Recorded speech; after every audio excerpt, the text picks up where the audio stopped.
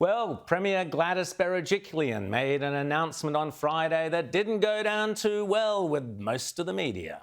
From next week, I don't know how this will be received, but the 11 a.m. information will be done by health staff through video link, as occurred before, and Minister Hazard will intermittently hold press conferences as required. Are you going into hiding? Why on earth that decision? For the reporters attending, the imminent scrapping of the appointment at this critical phase of the outbreak is an affront to the idea of open and accountable democracy. As Berejiklian said, this was part and parcel of having to live with a virus that will be around for a long time. And didn't the lovies lose it completely? Melbourne writer Marika Hardy tweeted, quote, "This is utterly F blank blank blank. She's leaving people to die." That was the same Hardy who tweeted 12 days ago, "Guess I've graduated from not being able to watch Gladys press conferences live to no longer being able to even stomach reading about them." She stopped watching them? Dear Lord, it's a wonder she didn't die. And the media's go-to COVID coalition critic, Bill Botel, acted predictably. Here he was on the project. The Premier's got to be accountable. You turn up. You get asked the inconvenient questions. Well, you've been absolutely straight with that message right from the very beginning of this Delta outbreak. And as always, we appreciate you coming on the show. Thank you. Sorry, Lisa Wilkinson, but what were you saying about Berejiklian's press conferences just a few weeks ago? I speak on behalf of just about everybody that is watching these press conferences at 11 a.m. every day. They are almost unwatchable. ABC presenter Patricia Karvelis tweeted, "Appallingly cowardly decision. New South Wales Premier Gladys Berejiklian says the state's daily COVID press conferences will stop from Monday. I think that's regrettable for democracy."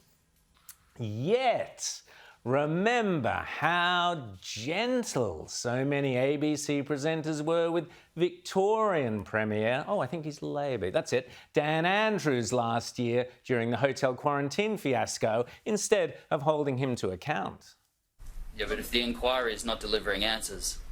Well, you're drawing a conclusion there that I don't think is necessarily a fair one. Will your memory be as vague tomorrow as your bureaucrats seem to have been? Absolutely honest and direct. Obviously, you're not answering the question. Well, I'm not running in this forum. Well, this is not the forum to do it, Simon, with the greatest of respect. Do you know much about the security guards themselves that were deployed to this critical role, and do you appreciate that perhaps these people weren't the right people for this role? I'm not here today to talk about the security industry.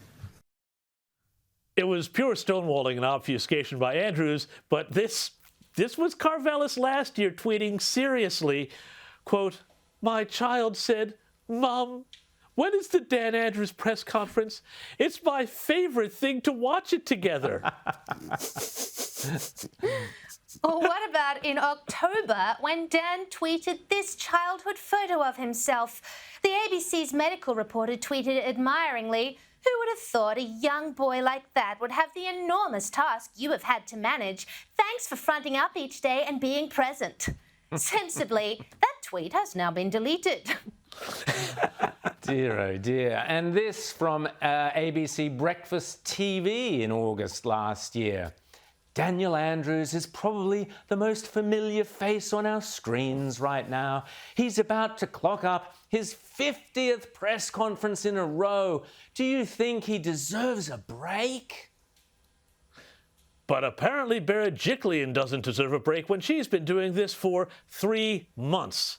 The Fin Review's Michael Rodden tweeted a bit of sense yesterday when he said, quote, "Why do so many in the media want this hugely repetitive media press conference to go on forever? Why do we want to live in a state of permanent hysteria?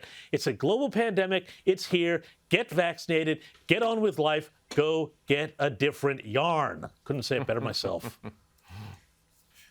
And didn't that upset the ABC's Raph Epstein, who tweeted, "It is expected to get worse." And the journalist response is, "Get on with life. Go get a different yarn."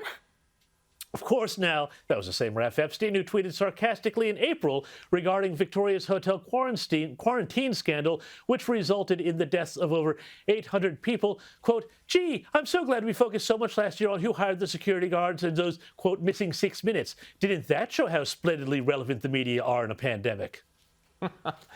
What a partisan shill, but give Epstein and his fellow ABC colleagues credit. They serve as a sterling example of how Dan Andrews would like journalists to conduct themselves at his press conferences. At the risk of trying your patience and these people's patience, You're not I've had trying tons my of patience. people... Yeah, I don't know. Look, Ralph, I'm not making any special pleadings. I just think it's important to be here and to answer the questions as best I can.